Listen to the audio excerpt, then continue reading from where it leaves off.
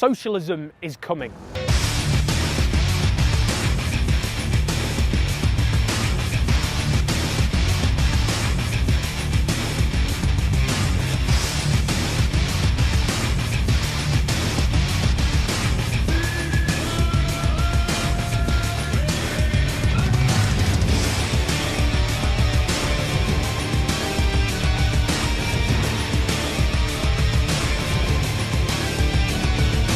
Hey up lads, hey up loves, it's the Yorkshireman here, and today I'm going to be looking at this little video by a fellow northerner who goes by the name of Owen Jones. Now, for a while, I quite liked Owen Jones. I thought that he was the sort of young, hip and trendy person who was going to introduce politics to a whole new generation of people. But as time's gone on and I've listened to the words that have fallen from his mouth, I've realised that he wasn't the person who I thought he was. A little bit like Jeremy Corbyn, really. He's actually a little bit of a dickhead, a bit of a twat, and at many times a bit of a ponce. And that's nothing to do with the fact that he's gay. I've got gay mates who are twice the man that he is. Fucking hell, I've got a couple of gay mates who are twice the man that I am. Honestly, you should see the biceps on them lads.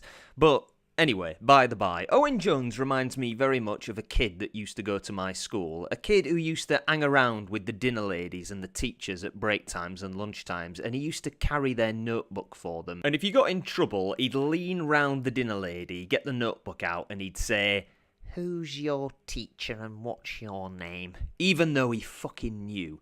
Just the kind of kid who's asking to get his head kicked in the moment the teachers have the back turned. That's the kind of person that Owen Jones is. Now, supposedly he's a journalist and he works for The Guardian, but I would say that he's more of an activist, and he spends most of his time crawling into various arseholes, whatever will help boost his career. And again, nothing to do with the fact that he's gay. He's also a self-fashioned and self-described socialist, and he thinks that it's going to be a brilliant thing for this country if we have socialism. Well, Owen, me darling, I beg to differ. Our old social order is collapsing all around us. Is it, Owen?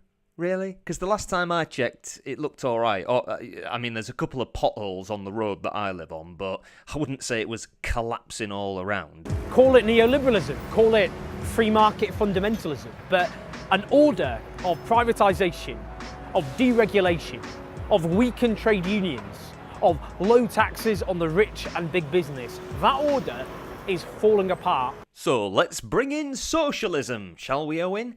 Now, there's a few things that he talked about there that I won't go into in too much detail, but the information is out there and you can look it up by all means. So, privatisation. Now, I understand that there is a great big stigma attached to the idea of privatisation, but believe it or not, there are some good things that come from privatisation. One of which is that it creates competition, which ultimately makes more money, which makes people strive. And also, it means that the government can keep out of other people's business. Now, deregulation, again, it means that government has less involvement in business. Weakened trade unions, well, a lot of that is the fact that because of globalisation and the way that factories and work environments are changing, the unions as they used to be don't really represent the worker as they are now, and they've become a power unto themselves, and less people are signing up. And again, low taxes. I don't believe that tax is the way to solve a country's problems. Now, this is something that confuses me about these so-called socialists and the sort of contradiction that they have, because they talk about wanting to bring power and money back to the people, the workers, and the best way to do that is to make sure that your governments don't stick their oars in and they don't get involved. But the things that they want involve more government control. And the fact that a lot of these people, these sort of leftists, are what you would call the globalists, it's actually globalisation that's harming a lot of the things that they want, particularly like the trade unions. So I don't understand where they're coming from. I don't understand where Owen Jones is coming from. Nothing makes sense. It has failed to provide the decent and affordable housing, the well-paid secure jobs, the increasing living standards, the world-class services that should be the birthright of every single citizen of one of the wealthiest societies that has ever existed. Ooh, getting a little bit entitled there, aren't we, Owen? I am born, therefore give me all of this stuff. Sounds pretty much like a socialist to me. Now, I can understand where he's coming from. The idea that in a country like ours, which is one of the greatest in the world, it seems silly that there could be people who are born here who can't get a job, who can't get a house, who have decreased living. Now, some of that is to do with circumstance, some of that is to do with personal choice, some of it's to do with the economy and various things like that. But Owen seems to be suggesting that the way that all of these problems is going to be solved is by the government doing it. Again, for a socialist who wants to bring power back to the people, he's advocating a lot for giving more and more power to the government, and where I sit, that's not really the best idea. It's never a good idea to allow the government to have or to hand over as much power as possible to them. If anything, the government should have as little power as possible, because remember, they're there to represent the people, but if you give them all the power, who do you think they're going to represent? The people or themselves? I'll let you think about that one. It gives us rip-off and inefficient utilities, like the railways, like energy. Now, don't get me wrong here, I think that the prices of train tickets are bloody ridiculous, and whenever I get me energy bill at the end of the month, I'm always crunching me knuckles. But the thing is, the trains in Europe are dirt cheap, and they run brilliantly. And they're not under socialism, are they? So maybe it's a British thing rather than a capitalism thing. Under capitalism, at least they're working. If you go to a socialist country, do you think the trains are going to be running efficiently? Do you think there's going to be any power for people? Ask that to North Korea, where a third of the country are starving and have no power whatsoever. But at least they've got socialism. It builds a society. Sorry, what the fuck did he just say there? Society. Society. Society. Society. Society. Society. Society. Society. Sorry, Owen, that's just my inner dickhead coming out there. But please carry on about society. It builds a society where young people, as things stand, are set to be worse off than their own parents. Again, Owen, I wouldn't necessarily put that down to capitalism as a whole. I mean, in many ways, young people's lives are better, you know? Health and healthcare is a lot better. Technology is a lot better. We live in the age of information. Communication is a lot better. War and illness isn't really a big problem. You know, young people don't have to go through the thing of rationing or being made into refugees on trains. Where I will say that young people are worse off is things, again, going back to technology. Technology has brought with it some bad things, like the fact that we are socially cutting off from each other as animals and human beings.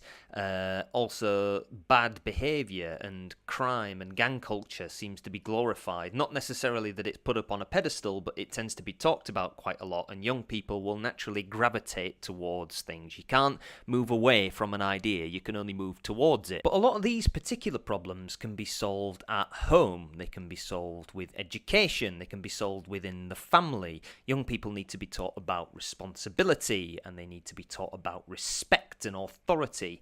A lot of these things can be fixed very easily. Young people need to be pushed. The system does not need to be slowed down. And if we got socialism, then the system would certainly slow down to a grinding bloody halt. Owen, if you think the system's bad now, just wait until socialism gets its feet under the table. A dogma that put profit ahead of a wider social good gave us the financial crash and all that followed since. Owen, you have got some balls talking about dogma when you and the lefties and the people in the new Labour Party are the most dogmatic people I've ever met. But by the by, could you please explain what the wider social good is, Owen? Because that seems very vague to me, and I don't understand how putting profit ahead of something so vague is necessarily the reason that capitalism needs to be ousted in place of socialism. And from what I've read up on the financial crash, it was the case that there were some individuals who weren't taking the numbers and the figures seriously. They just shrugged it off because they thought it wasn't going to be a problem, and ultimately it resulted in this crash which went for over a year until it was made known to the public. People were still eating, people were still living, people still managed to get by despite the fact that things were not great economically.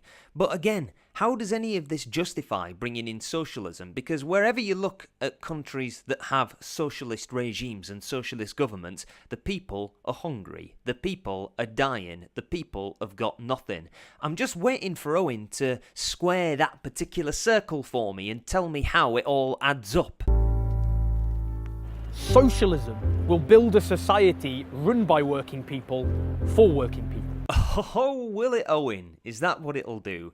Because, you know, whenever you look at any other country that's ever had socialism at the heart of its government, that isn't exactly what it's done, has it? It's just knocked something off the top spot and it's sat itself right there on the throne of power, and it doesn't give a shit about the workers or the people. All it cares about is its dogma.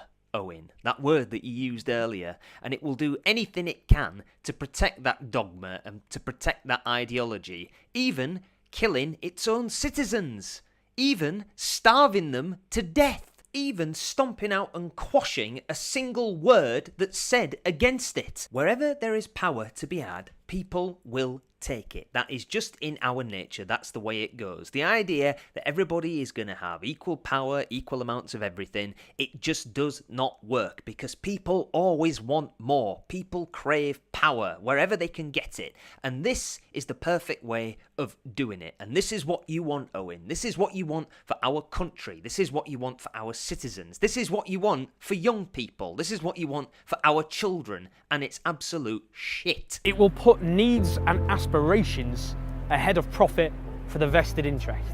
In socialist governments and socialist countries, the needs and aspirations of the people are at the very bottom of the priority ladder, Owen. In a capitalist society, as you would say, an individual is allowed to have dreams and aspirations and to be creative, and they have the freedom to do it. They can do their own thing, and it may benefit the society that they live in, and it may create money, and it may create jobs. Under socialism, you are part of the machine. You don't get to have your own ideas. And what is so bad about profit, Owen? Especially as a vested interest. Yes, a bank has a vested interest in you as a customer to make money so that they get money. But ultimately, if we're all earning, what's the problem? Capitalism wants you to do well and wants you to earn money so that we can all earn money. Socialism wants you to earn money so it can take it for itself. It will extend democracy to every sphere of life,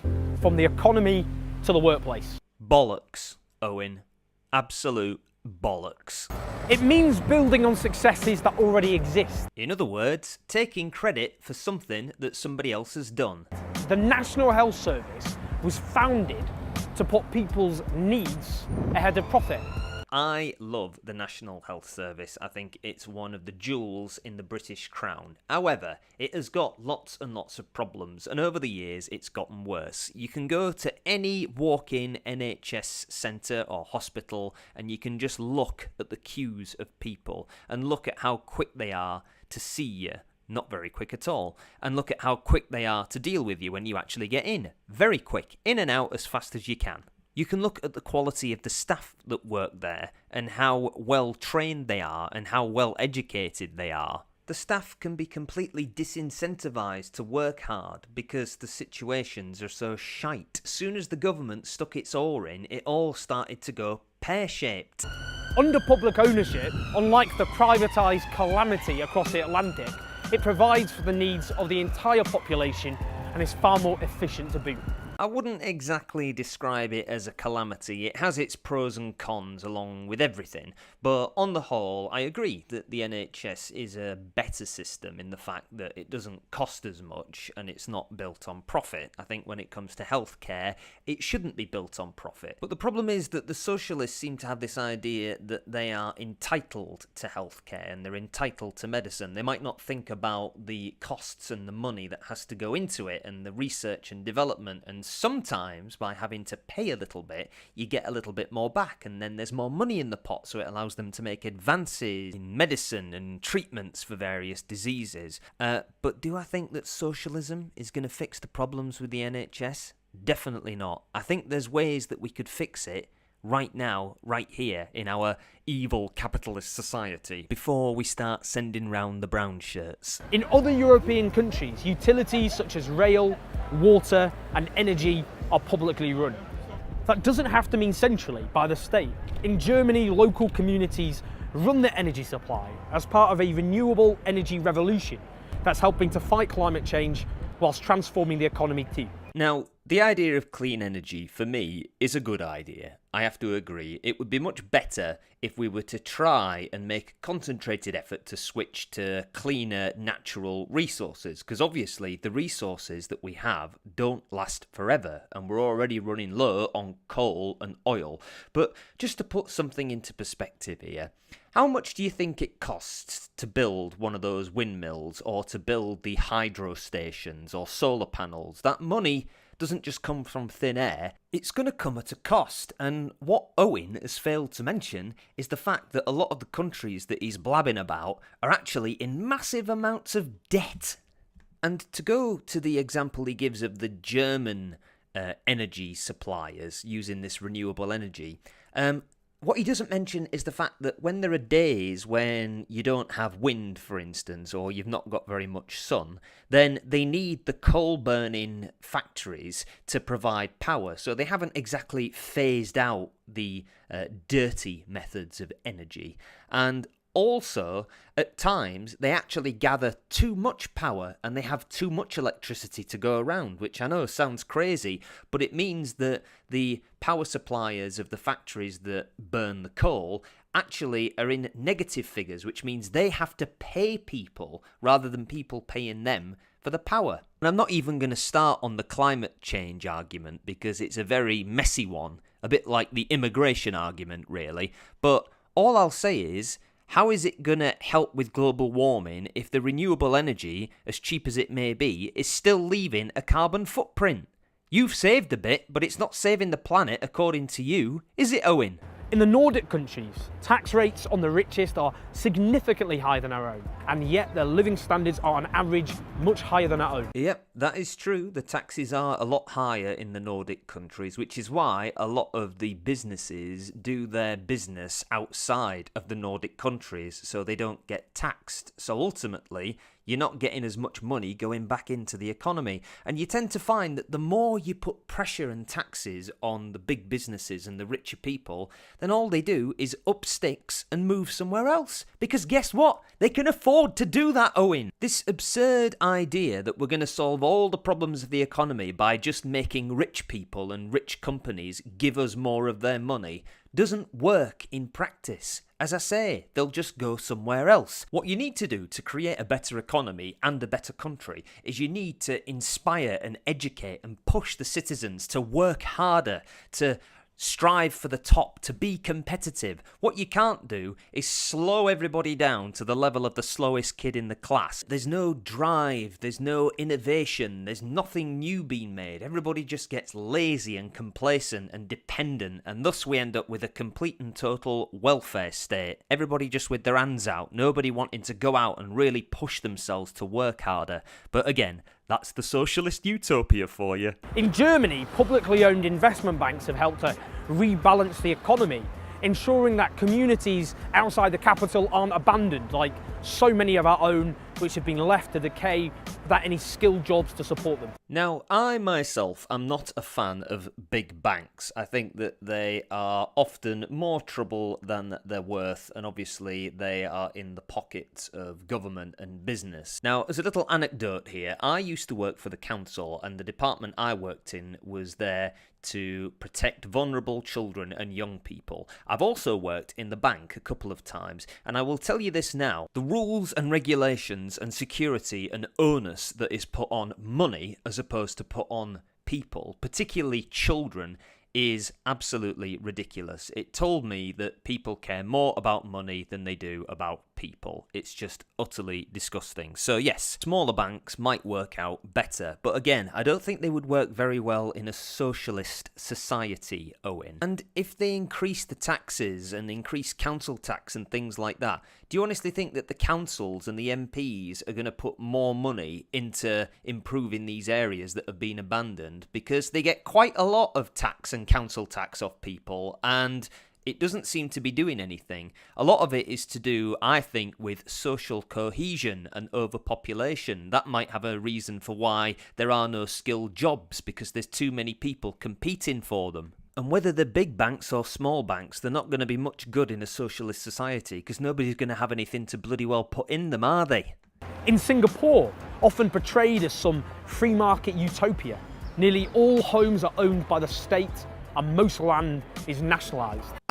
I'm sorry, how exactly does the government having control over people's houses and nationalising land do anything to help the economy? I think you'll find, Owen, that probably the prosperity of these places is more to do with the free market and the freedom of business and the freedom of economy. But of course, under socialism, you don't have that, because everything is controlled by the state. And again, how is it that houses controlled by the state help a country to thrive? I don't think it is it, Owen? Having nationalised land where you can basically take a dog for a walk anywhere or go rambling whenever you want, that's not going to help business grow, is it? And I do remember after the whole Grenfell Tower incident when Jeremy Corbyn was saying that it would be good if they could seize control of some of the private houses and flats in the area to house the homeless people. Do you not see that there's something a little bit inherently creepy about that? About somebody who potentially could be the Prime Minister saying that we're going to take your house and take your flat because the state needs it. Well, what if I don't want you to take my house? Whether I'm in it or not, it belongs to me. I paid for it. The government didn't pay for it. So you don't have the right to come along and take it. But I'm going off on a tangent now. All I'm saying is that the government or the state owning houses and nationalising land is not what makes economies boom, Owen. Right? Across Europe, young people aren't saddled with debt, daring to aspire to a university education. Now, when it comes to tuition fees, I don't necessarily think they're entirely a bad thing. When you put a price on something, it adds value to it, and the numbers would suggest that since the introduction of tuition fees, there have been more and more applications to go to university, and that number keeps rising. However, what I don't agree with is the fact that they keep putting the price up, and it gets more and more expensive and gives you more and more debt. And I was lucky enough that the debt that I ended up with wasn't that much compared to, say, the people who went to university the year after me and the year after that. It just kept getting higher and higher. The other thing as well is that the quality of universities and the quality of the lecturers at universities seems to be dipping, and there's more people saying that they're not happy with the amount of money that they're paying because essentially they're not getting what they've paid for. Now, I think that is a real problem, not just in universities, but in all colleges and schools. It takes a very special kind of person to be a tutor or a mentor or an educator, and I don't think it helps when the government gets involved with the education system, because then they start putting barriers and rules and regulations. And again, going back to what I was saying before, rather than pushing children to work harder and learn more, they try and slow everybody down to the level of the slowest kid in the class to be all inclusive, and really that isn't going to push anybody to be better than they think they can be, is it? Also, the number of hours that you spend in university differ depending on which subject you choose to take. So, for instance, for medicine and dentistry, you have 20 hours of contact per week on average, whereas history and philosophy, you only have about 8 hours per week. Now, whether you're paying for it or not, if you're going to university, you expect to go there to be educated at the highest level, and if you're only in there for 8 hours a week, what's the point? Regardless of whether it's costing you or not, you'd think, what am I wasting my time here for? And also, it would seem that universities are becoming places that aren't so much about educating and more about mollycoddling, wrapping the little darlings in cotton wool and treating them as if they're still children rather than they're young adults. And now you get all these gender studies courses, and then you end up with rampant groups of feminists marching around campuses, shouting at people and screaming at the top of the voice. So it's not really a seat of learning, it's more of a seat of fucking headaches. Imagine we took these successful elements and then built on them and took them even further. Yeah, once again, socialism taking the credit for other people's work, but trust me, the socialists and a socialist government would not be able to take anything further. It means higher rates of tax on the booming profits of big corporations and the unprecedented wealth of the super rich to transform our economy. Again, the argument that you always go back to, let's just tax the shit out of the rich and the big business and give it to the people who aren't creating wealth. So not only have the big businesses and rich people got to generate wealth, they've also got to look after everybody else like it's somehow their responsibility because they're making money and these people aren't. Sometimes it's not unprecedented wealth, Owen. They may have had to work very, very hard and make a lot of sacrifices in order to get to that level of wealth. Just because people earn more than you do for, I don't know, whatever it is you do, writing your little puff pieces and doing videos like this, doesn't mean that they're bad people just because they're more successful. And if there are loopholes where governments and individuals aren't paying the taxes fairly, then those loopholes should be closed within government and that should be taken care of. But it's funny how you find that most of the people who are dodging taxes tend to be the ones who are the most progressive and supposedly care about the people. They're the ones, more often than not, that are doing it. And what I'm saying is, we should maybe have a look at changing and altering and improving the taxation laws that already exist rather than implementing more on people just because they've got more money. And certainly we don't need a socialist government to do it, Owen. It means extending public ownership to other sectors of the economy under the democratic control of workers, consumers and service users. It means a state-led industrial policy and planning in the economy to develop the country where the market has failed. Now, I honestly have just watched that clip 10 times back to back to try and think of something to say about that, but it just sounds, Owen, like you're just saying words now. Nothing you're saying, it sounds nice, it's a bit of a word salad, but I don't really know what you mean. However, in regards to nationalising something and making things go public, what happens if somebody buys up most of the shares of a public company? Then what happens? Also, again, the issues with the trains aren't necessarily going to be solved by just nationalising it, because the number of people using the trains since it was privatised in 1994, the numbers seem to have gone up. Now, whether that's because people are travelling more or whether it's because there are now more people living in this country and more people born in this country, that might have something to do with it. And again, I fully agree that the trains in Europe run a lot better and are a lot cheaper than they are over here, but they're capitalist societies, Owen. You know, it's not socialism that's going to fix that problem. I don't understand what it is with this sort of modern leftist idea that socialism has become this new magic wand that we're just going to wave and poof, all of our problems are going to disappear. That's not how socialism works, Owen. And if you don't believe me, ask those people who were sent to the gulag, you know, those people who just magically disappeared. It means a mass public housing programme to provide decent homes, create jobs and slash the billions we spend subsidising private landlords with housing benefit. Again, Owen, there are lots of decent houses being made and there are lots of jobs out there. How exactly is socialist housing and socialist jobs going to improve the country? I don't think it is. If you think that private landlords getting housing benefit is the problem, then you really don't know the welfare system. That is the least of the problem when it comes to housing benefit just being given out willy-nilly. The welfare system is having the piss taken out of it every day, every week, of every month, of every year. And the problem is, under a socialist government, there would be no impetus, there would be no drive to go out and get a job and to educate yourself and to work hard, because everything and everyone would be subsidised by the state, by the people who are working hard and who are getting educated and who are contributing. And the thing is, they aren't going to put up with it. They are going to up sticks and go somewhere else rather than having everything that they've earned bled from them to be given to the people who don't give a shit. If you want to have a chat about the benefit system, Owen, I have got all day, baby. A recent poll found that 43% of Britons thought a genuinely socialist government would make Britain a better place to live, with only 36% saying it would make it worse. and did the other 21% tell you to get the fuck off their doorstep? I love when they do these kinds of polls and percentages, because you could literally ask 10 people, and if 5 of them said, oh, it's a good idea, they could say 50% of the people who took this poll think that socialism would be bloody brilliant. Now, I don't believe that that 43% have ever been to a genuine socialist government-controlled country. But then also saying that, I haven't been to a genuine socialist government-controlled country.